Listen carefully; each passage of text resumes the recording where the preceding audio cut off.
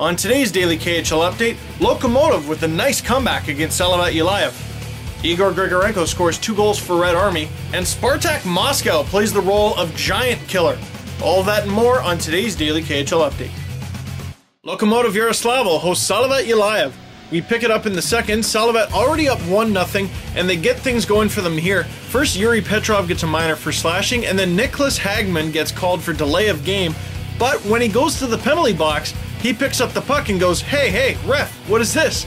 Hagman's argument is that the puck went straight into the box, and it shouldn't be a delay of game penalty. The linesman comes over, tries to get the puck from Hagman, and he plays keep away and begs for the ref's attention. But to no avail though, and Salamat enjoys a 5-on-3 power play. Thomas Rolenik feeds Denis Klistov, and it's in. 2-0 Salamat. Klistov scores his 4th of the season and picks up his 2nd point of the game. Shortly after that, Daniil Apalkov feeds Yegor Averin on the far blue line, but he still manages to put the biscuit in the basket. 2-1. Sweet in-through pass by Apalkov. He joined Loko from Magnitogorsk last season and played on Russia's first line at the last World Juniors. Late in the second, Dmitry Maltsev storms on the right wing, gets hit by Ivan Baranka, and goes into the boards head first. Should it have been more? Loko puts the pressure on, Apalkov battles in the slot, passes to Averin, blasts it, and it goes in. 2-2. Averin scores his 8th of the year.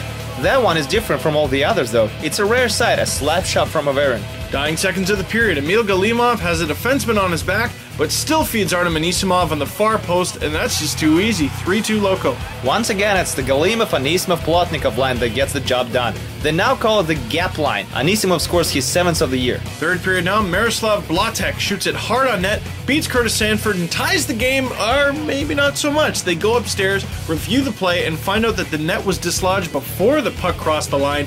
No goal. And that's all she wrote for this one. Loko overcomes a 2-goal deficit and gets the W. 3-2 final.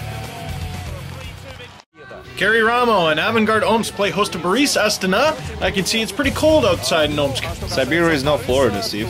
Apparently. Not even 5 minutes into the game, Alexei Litvinenko lines up Sergei Kostitsyn, and did you know that there's no hitting in the KHL? Well, this should dispel that myth. Kostitsyn is down, and his teammate Pavel Valentenko steps up. He's pissed off and the fists are flying. Valentenko played 4 seasons in the AHL and was always known for his toughness. It doesn't surprise me he took no time to throw the mitts off. Both get 5 minutes for fighting, and on top of that, Valentenko gets a minor for roughing and a 10-minute misconduct. Kostitsyn turned out to be okay after the collision and returned to the game. Early in the second now, Boris is on the power play, and none other than Alexei Litvinenko opens up the scoring with this blast from the blue line on the power play. 1-0 Boris. Halfway mark of the game, Avangard's looking for a tying goal, and they get it here. Igor Volkov shoots it, Teemu Lassila saves, rebound, and Matti Kuparinen nets it. 1-1. Kuparinen scores his 2nd in the KHL. He joined Avangard from Kalpa in Finland this season. 38 seconds later, Alex Popov sauces it to Oleg Piganovic, and he connects 2-1 Avangard. Piganovic was recently traded from Amur. He promised he won't shave his stash until he scores a goal this season, and it finally happened. I'm sure his girlfriend will appreciate it right at the end of November, too. Almost halfway through the third now, Boris is on the power play. Roman Starchenko shoots it from the blue line, and it's in. We're tied at 2s. Dmitry Upper tipped the puck on its way, and he gets credited with the goal. That's his 8th of the season. Late in the third now, Teemu Lassila is a bit careless behind the net.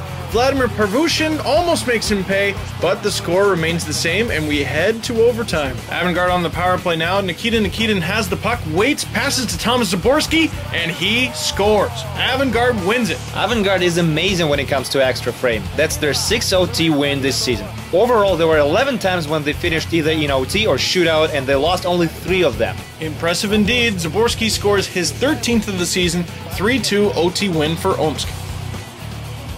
SKA St. Petersburg visits Moscow to play Spartak, who sits last place in the Western Conference. No scoring through almost 30 minutes of the game until Anatoly Nikintsev goes on a solo dash, slams on the brakes, and beats Ilya Izhov. 1-0 Spartak. SKA had a lot of scoring chances early in the game, but couldn't capitalize on them. Well, that's what you get. Shortly after that, Spartak gets on the board again. Alex Koklichev doesn't give up on the puck, Ovi style, and scores. 2-0 Spartak. Koko scores just his 2nd of the season. It sounds like not much, but in all fairness, Spartak hasn't exactly been great this year. Well, they sure took everyone by surprise today. Less than a minute later, Alex Suglobov has a chance to shoot, does so. Rebound to Oleg Gubin, swats it in, 3-0 Spartak. Gubin scores his 6th of the year, and Yezhov's night is done. Cue Sergei Bobrovsky. SKA gets one back a few minutes later on the power play. Patrick Thorson has the puck, aim shoot, scores 3-1. That's his 11th of the season. Props to Tony Mortensen for the screen. Early in the third now, Gubin has the puck.